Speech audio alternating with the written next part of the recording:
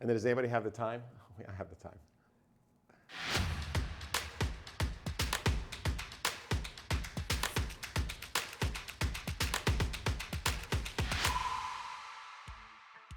The one question I get asked more than anything is, Rami, how do you make a good steak? It's not as hard as you think, but there are different techniques. So what I'm gonna show you how to do today is how to make steak two different ways. One is pretty efficient and fast, and the other one probably comes out a little bit better, but it takes a little bit of time. All right, so let me show you what we have in Rami Raw's grocery bag. All right, so you definitely need some olive oil, salt, pepper, and the herbs I like to use are rosemary, thyme. You're gonna hear a lot of thyme jokes. Bay leaves, butter, and then obviously the star, we have some grass-fed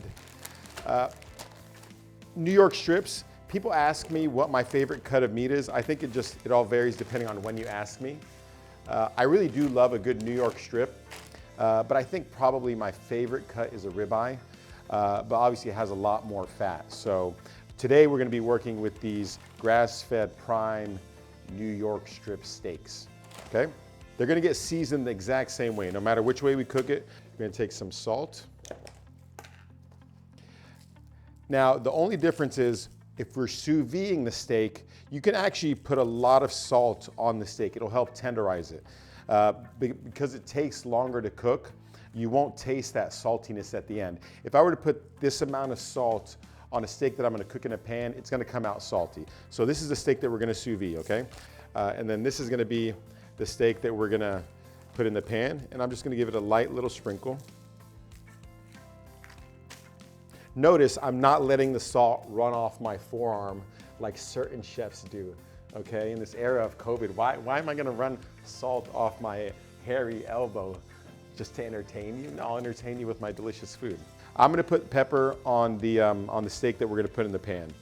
I don't think it really adds that much to the flavor, to be honest, unless you want like a peppercorn steak. But then you're gonna get some peppercorns. These aren't peppercorns. Anyways, so we're gonna put some salt and pepper on the steak that we're gonna put in the pan. And then this is the steak that we're gonna sous vide. This is the steak that we're gonna use for the third take if we mess up. So we're just gonna keep that one to the side. But they call me one take Rami, so. All right, so we're gonna take some rosemary. And then does anybody have the time? I have the time. Again, a lot of time jokes. I hope you have the time. And then we're gonna take the bay leaf. So now we have two steaks prepared the same way. The sous vide steak is gonna have a lot more salt, and then the steak that we're gonna put in the pan has a little bit of pepper. So we're gonna let this sit here for a second, because before you cook any steak on a pan, you wanna let the steak sit to room temperature. When you're sous videing a steak, you don't have to do that. Now, a lot of people think, okay, sous videing can be expensive, right? I have to have a vacuum sealer, I have to have a sous vide, I have to have a big bucket. No, you don't, okay? You spend anywhere between, $40, $50 for just a standard sous vide, or if you want to get a smart sous vide like I have to make up for the dumb chef, I got a smart sous vide that connects to your phone. You might have to spend a couple $100, but it's going to save you a lot of time in the kitchen, and you're going to get a perfectly cooked steak. So what I'm going to do is I'm going to show you the sous vide that I have already set up right over here. I'm just using a regular a regular pot to host the water. And what the sous vide does, and for those of you that don't know, sous vide means in a vacuum. It's French. Bonjour. It means in a vacuum. So what I do for a perfectly cooked medium rare steak, you want 129 degrees in about 30 minutes. So the steak that we have is it's actually close to, an inch and a half, maybe 2 inches, but I'm gonna do it for about an hour 20, and then we're gonna finish it off with a sear. But now I don't have a vacuum sealer here.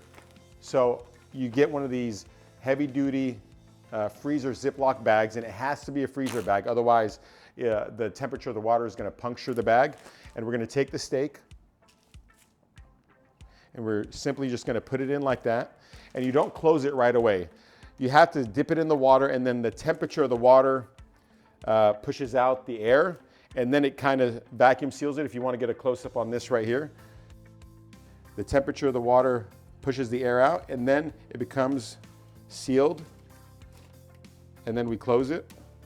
And so now we're gonna leave that for about 1:15 hours and just let all those herbs cook into the steak, and then we'll come back, and then once that's done, we'll sear it in the pan. Okay, so now that we have this, while we have this steak back here cooking in the sous vide, I'm gonna show you how to sear it in the pan. And we have all the ingredients that we started off with, except now we're gonna add butter and olive oil. And the steak's been sitting at room temperature, so we're ready to cook it. First thing I'm gonna do is, you wanna get the skillet really, really hot, okay? So it's been sitting here, the temperature's on, and I'm gonna pour the olive oil in there. And you want enough to where it basically covers the entire bottom of the pan. And I'm just gonna wait a little bit. I wanna kind of start seeing that smoke develop. I could stick my hand in there, but then I wouldn't be Rami raw. I'd be Rami medium rare. I'm so funny. All right, so I'm gonna take this, I'm gonna lay it flat on here. Okay. And then I'm not afraid of the heat, so I'll put my hand to press it down, just to make sure it gets an even sear. They do have steak weights that you can use. Sometimes the problem with using steak weights is if there's a part that's not covered, then the heat from the pan will develop condensation on the steak weight, and then condensation will drip into the pan, and now you have water in the pan. So I'm just gonna put it down there until I'm confident with the pressure on the steak. And then the key here is you do not want to play around with the steak. You gotta let it sit. If you keep playing around, you're gonna disrupt the method of cooking. So that sounded right, that sounded smart, method of cooking. The thicker the steak, the longer you want it to sit. So we're gonna let it sit on the side for about 3 to 4 minutes, just because of the size of the steak. And then we'll flip it and we'll do the same thing to the other side.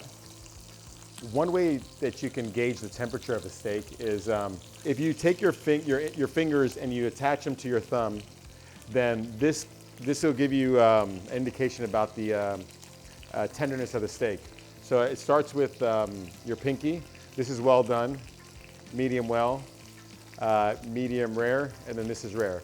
The closer you get to your thumb, the softer it gets, which is a good indication of how the steak should feel, right? So I'm starting to see a good amount of smoke. So now what I'm gonna do is I'm gonna flip it. See, that's a good sear right there. That's a good color, and it's nice and even. So now we're gonna do the same thing on the other side. Now, I'm not gonna press my hand down this time because it's obviously hot. I'm gonna use tongs and just press it down to even it out. So now, the one thing we're gonna do is, when it gets halfway cooked on the other side, we're gonna take the butter, we're gonna drop it in, and then we're gonna take the herbs and then we're gonna drop them in. Now this is where we start basting. We lift up the pan, and then you get the butters and the herb, and now we're gonna baste it. And what we're doing here is we're cooking it without overcooking it. We're controlling the temperature, and we're giving it some flavor. And the reason we take it off is because butter burns pretty fast, and the last thing you want is burned butter impacting the flavor of your steak. You want the herbs, you want the thyme, and the bay leaf. So we're just gonna baste. See how beautiful the color of that butter is?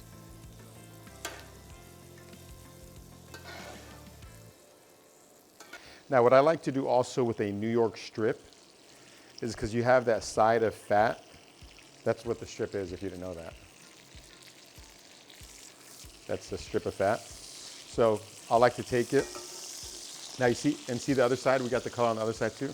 I just like to let it sit like that on the fat.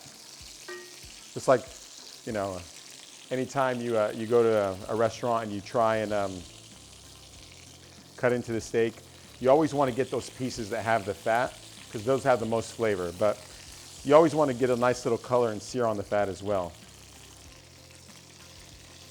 All right, and I'm just going to baste it a little bit more on this side. All right, The steak's almost done. And another thing that you have to make sure when you're cooking a steak is before you cut into it, you have to let it rest. You don't just take a steak and then just serve it and eat it. Then it's gonna bleed everywhere. There you have it right there. That is a steak done in a pan. It's a medium rare. You got the color right there. And we're just gonna let it rest. All right, so while we wait for the steak to rest, one thing you'll notice is I didn't put any garlic in my butter blend when I seared the steak. A lot of people like to use garlic with the rosemary, butter, thyme, and bay leaf.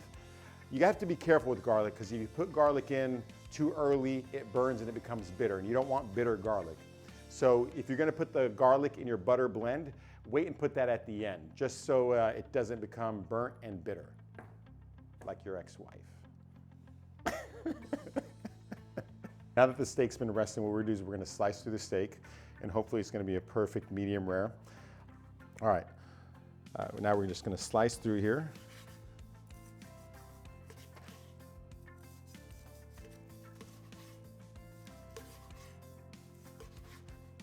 See that color right there?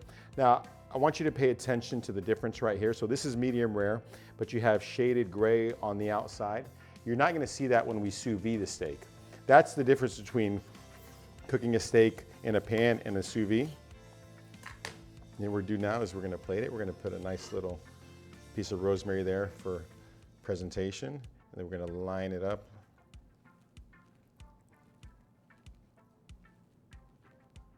And look at that, I just covered the rosemary. So we'll just put it out right there like that. And then you wanna take a little bit of salt. Now you don't want to use like regular over-the-counter salt because that'll make your steak too salty. What you want to use salt like this, some French gray salt if you have, because it'll really enhance the flavor of the steak without it being too salty. And if you want to add a little bit more flavor to the steak and your butter's not burned, and you know your butter's burned if it's brown, just take a little bit of that butter and just drizzle it on the steak.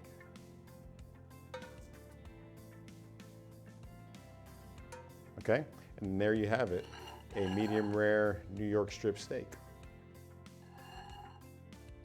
Okay, so the steak that's been in the sous vide is just about ready.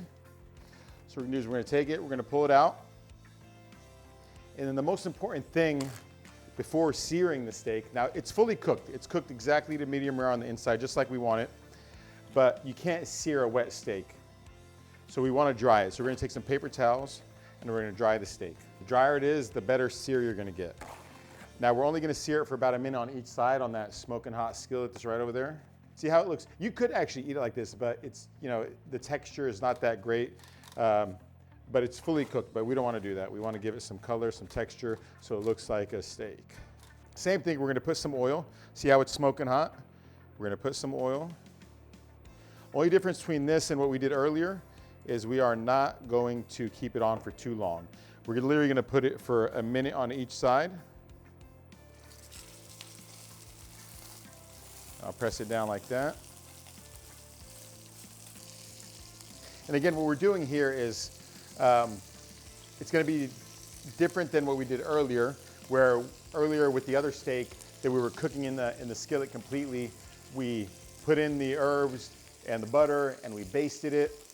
I'm still gonna throw in the herbs and the butter at the end to give it a nice finish, but right now all we're doing is trying to give it a little bit of color. See how it's a little uneven right there? That's because I didn't press down on it enough or put a steak weight on it. You wanna definitely get some evenness out there, but then again, it's been a minute, so I don't wanna overcook it. So I'm gonna flip it over to this side.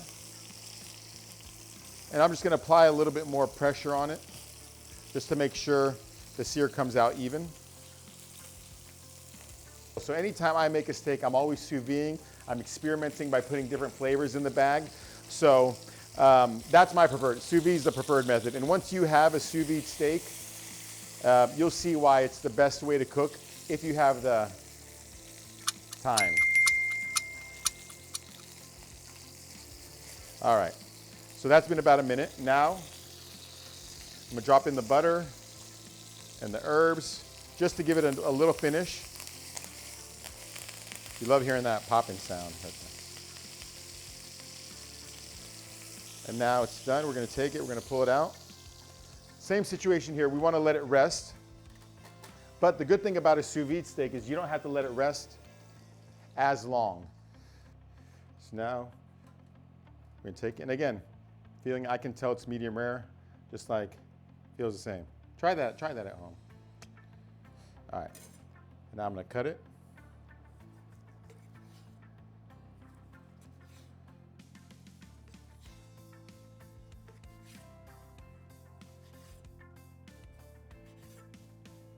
You ever wonder why people slice at an angle instead of going up and down? It's so that you can spread it out and you can see the color. Now, if you remember how when we cooked the steak earlier, where the sear was, there was a lot more shade right there. There was a thicker area of shade, which means it cooked deeper through because it was on there longer.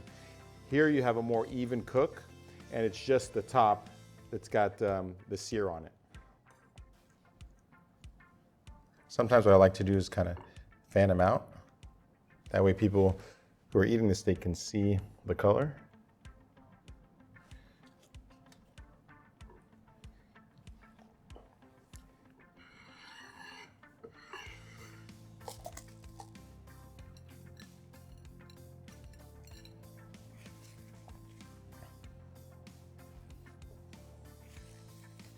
Now you have the sous vide New York strip steak.